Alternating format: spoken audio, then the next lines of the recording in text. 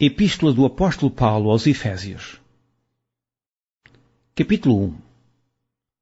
Paulo, apóstolo de Jesus Cristo pela vontade de Deus, aos santos que estão em Éfeso e fiéis em Cristo Jesus. A vós graça e paz da parte de Deus nosso Pai e da do Senhor Jesus Cristo.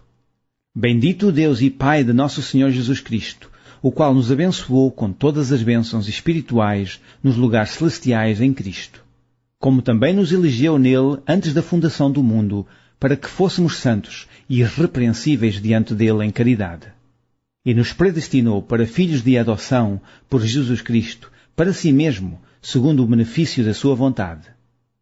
Para louvor e glória da sua graça, pela qual nos fez agradáveis a si no amado, em quem temos a redenção pelo seu sangue, a remissão das ofensas, segundo as riquezas da sua graça, que ele fez abundar para conosco em toda a sabedoria e prudência, descobrindo-nos o mistério da sua vontade, segundo o seu beneplácito, que propusera em si mesmo, de tornar a congregar em Cristo todas as coisas, na dispensação da plenitude dos tempos, tanto as que estão nos céus como as que estão na terra.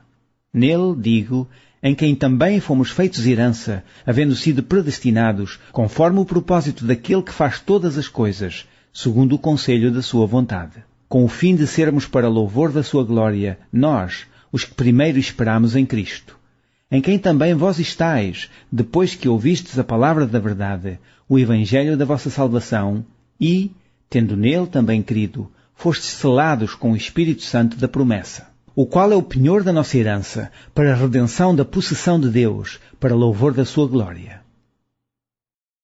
Pelo que, ouvindo eu também a fé que entre vós há no Senhor Jesus, e a vossa caridade para com todos os santos, não cesso de dar graças a Deus por vós, lembrando-me de vós nas minhas orações, para que o Deus de nosso Senhor Jesus Cristo, o Pai da glória, vos dê em seu conhecimento o espírito de sabedoria e de revelação, tendo iluminado os olhos do vosso entendimento, para que saibais qual seja a esperança da sua vocação, e quais as riquezas da glória da sua herança nos santos, e qual a sobre-excelente grandeza do seu poder sobre nós, os que cremos, segundo a operação da força do seu poder, que manifestou em Cristo, ressuscitando-o dos mortos e pondo-o à sua direita nos céus, acima de todo o principado, e poder, e potestade, e domínio, e de todo o nome que se nomeia, não só neste século, mas também no vindouro.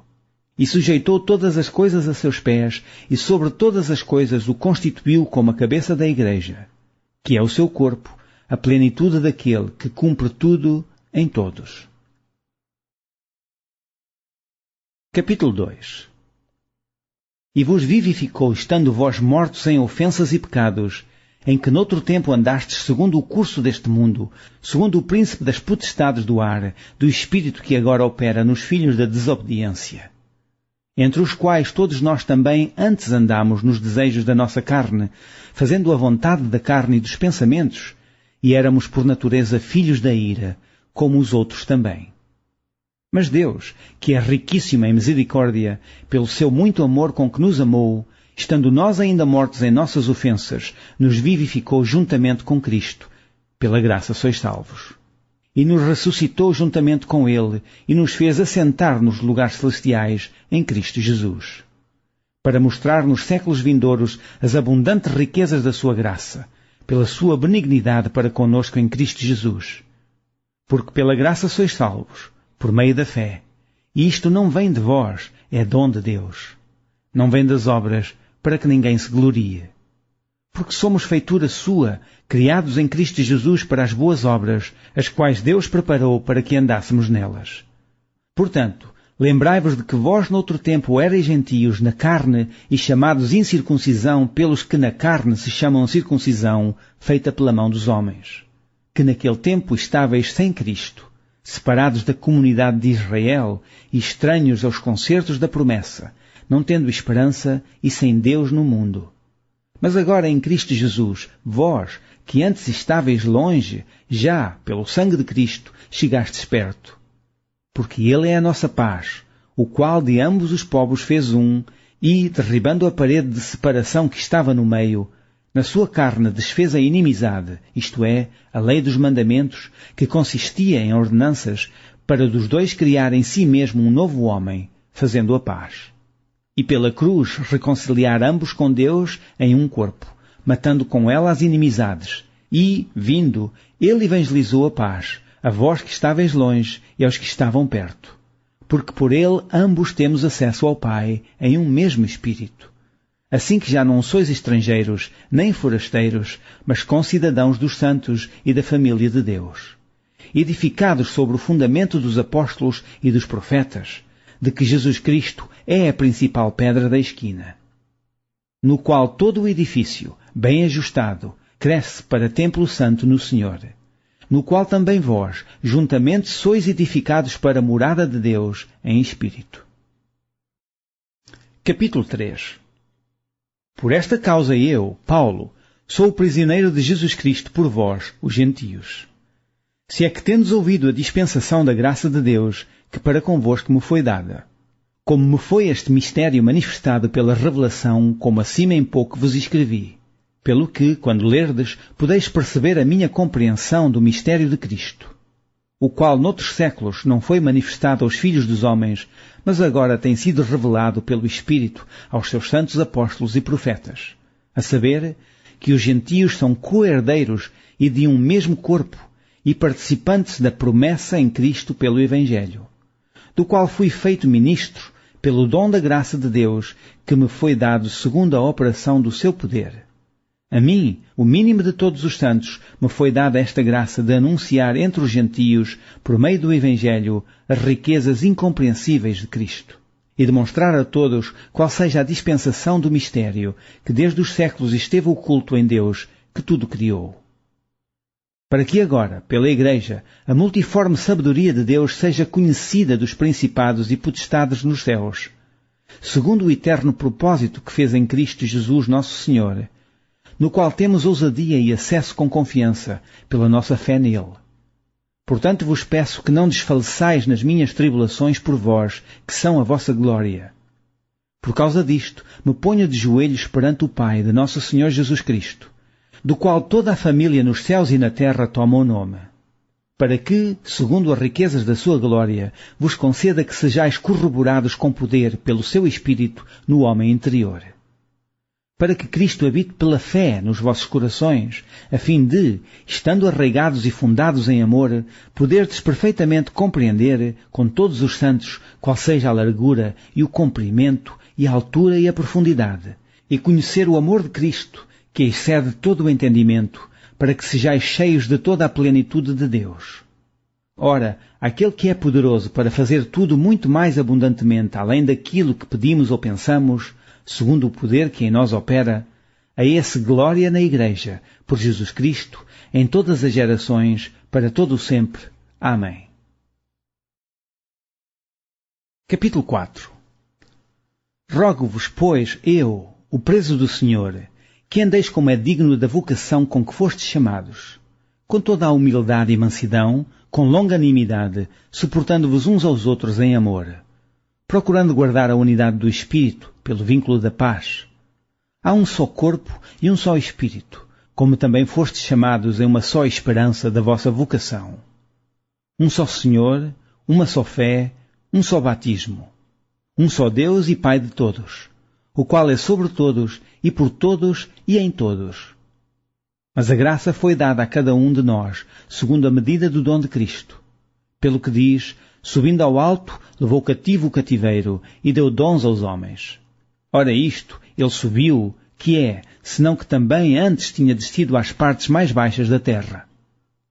Aquele que desce é também o mesmo que subiu acima de todos os céus, para cumprir todas as coisas. E ele mesmo deu uns para apóstolos, e outros para profetas, e outros para evangelistas, e outros para pastores e doutores, querendo o aperfeiçoamento dos santos para a obra do ministério, para a edificação do corpo de Cristo, até que todos cheguemos à unidade da fé e ao conhecimento do Filho de Deus, a varão perfeito, à medida da estatura completa de Cristo, para que não sejamos mais meninos inconstantes, levados em roda por todo o vento de doutrina, pelo engano dos homens que com astúcia enganam fraudulosamente. Antes, seguindo a verdade em caridade, cresçamos em tudo naquele que é a cabeça, Cristo, do qual todo o corpo, bem ajustado e ligado pelo auxílio de todas as juntas, segundo a justa operação de cada parte, faz o aumento do corpo para sua edificação em amor. E digo isto, e testifico no Senhor, para que não andeis mais como andam também os outros gentios, na vaidade do seu sentido, entenebrecidos no entendimento, separados da vida de Deus pela ignorância que há neles, pela dureza do seu coração, os quais, havendo perdido todo o sentimento, se entregaram à dissolução, para com avidez cometerem toda a impureza. Mas vós não aprendestes assim a Cristo, se é que o tendes ouvido e nele fostes ensinados, como está a verdade em Jesus, que, quanto ao trato passado, vos despojeis do velho homem que se corrompe pelas concupiscências do engano, e vos renoveis no espírito do vosso sentido, e vos revistais do novo homem que, segundo Deus, é criado em verdadeira justiça e santidade. Pelo que deixai a mentira, e falai a verdade cada um com o seu próximo, porque somos membros uns dos outros. Irai-vos, e não pequeis. Não se ponha o sol sobre a vossa ira. Não deis lugar ao diabo. Aquele que furtava, não furte mais. Antes trabalhe, fazendo com as mãos o que é bom, para que tenha que repartir com o que tiver necessidade. Não saia da vossa boca nenhuma palavra torpe, mas só a que for boa para promover a edificação, para que dê graça aos que a ouvem. E não entristeçais o Espírito Santo de Deus, no qual estáis selados para o dia da redenção. Toda a amargura, e ira, e cólera, e gritaria, e blasfémia, e toda a malícia seja tirada de entre vós. Antes, sede uns para com os outros benignos, misericordiosos, perdoando-vos uns aos outros, como também Deus vos perdoou em Cristo. Capítulo 5. Sede, pois, imitadores de Deus como filhos amados, e andai em amor, como também Cristo vos amou e se entregou a si mesmo por nós, em oferta e sacrifício a Deus em cheiro suave. Mas a prostituição e toda a impureza ou avareza nem ainda se nomeia entre vós, como convém a santos, nem torpezas, nem parvoices, nem chucarrices, que não convêm. Mas antes, ações de graças, porque bem sabeis isto, que nenhum devasso, ou impuro, ou avarento, o qual é idólatra, tem herança no reino de Cristo e de Deus. Ninguém vos engane com palavras vãs, porque por estas coisas vem a ira de Deus sobre os filhos da desobediência. Portanto, não sejais seus companheiros, porque noutro tempo erais trevas, mas agora sois luz no Senhor. Andai como filhos da luz. Porque o fruto do Espírito está em toda a bondade e justiça e verdade, aprovando o que é agradável ao Senhor, e não comuniqueis com as obras infrutuosas das trevas, mas antes condenai-as. Porque o que eles fazem em oculto, até dizê-lo é torpe. Mas todas estas coisas se manifestam, sendo condenadas pela luz, porque a luz tudo manifesta. Pelo que diz, desperta, tu que dormes, e levanta-te de entre os mortos, e Cristo te esclarecerá. Portanto, vede prudentemente como andais, não como nércios, mas como sábios, remindo o tempo, porquanto os dias são maus. Pelo que não sejais insensatos, mas entendei qual seja a vontade do Senhor.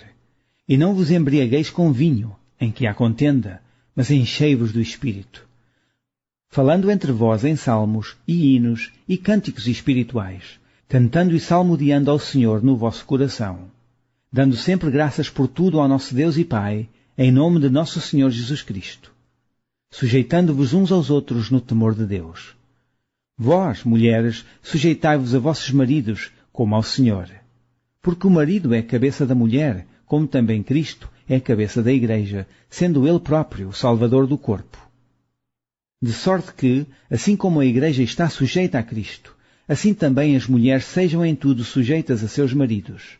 Vós, maridos, amai as vossas mulheres, como também Cristo amou a Igreja.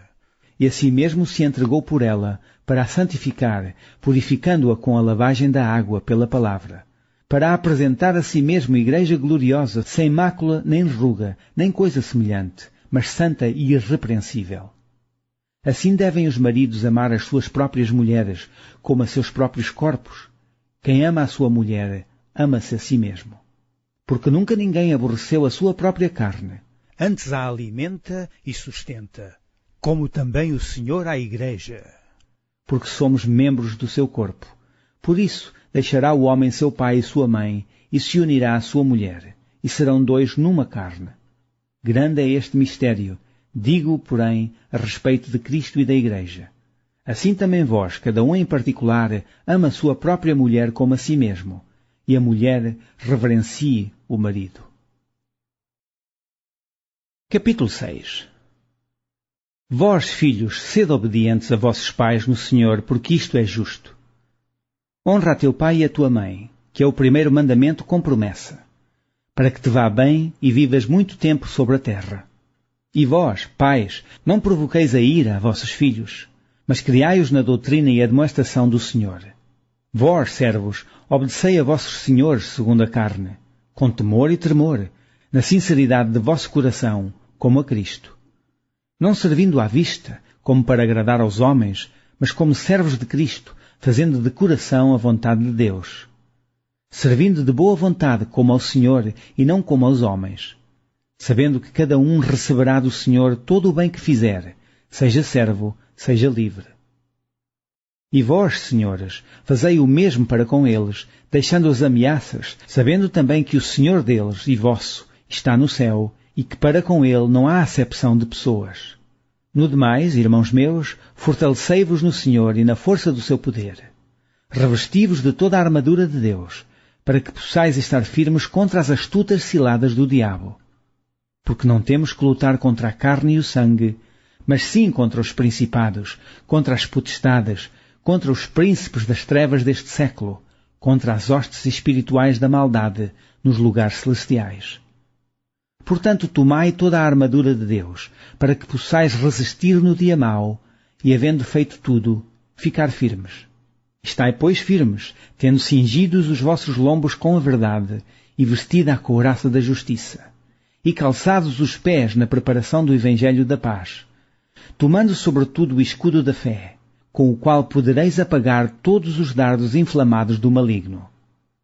Tomai também o capacete da salvação e a espada do Espírito, que é a palavra de Deus. Orando em todo o tempo com toda a oração e súplica no Espírito, e vigiando nisto com toda a perseverança e súplica por todos os santos. E por mim, para que me seja dada no abrir da minha boca a palavra com confiança, para fazer notório o mistério do Evangelho, pelo qual sou embaixador em cadeias, para que possa falar dele livremente, como me convém falar. Ora, para que vós também possais saber dos meus negócios e o que eu faço, Tíquico, irmão amado e fiel ministro do Senhor, vos informará de tudo, o qual vos enviei para o mesmo fim, para que saibais do nosso estado, e ele console os vossos corações. Paz seja com os irmãos, e caridade com fé da parte de Deus Pai e da do Senhor Jesus Cristo. A graça seja com todos os que amam a nosso Senhor Jesus Cristo em sinceridade. Amém.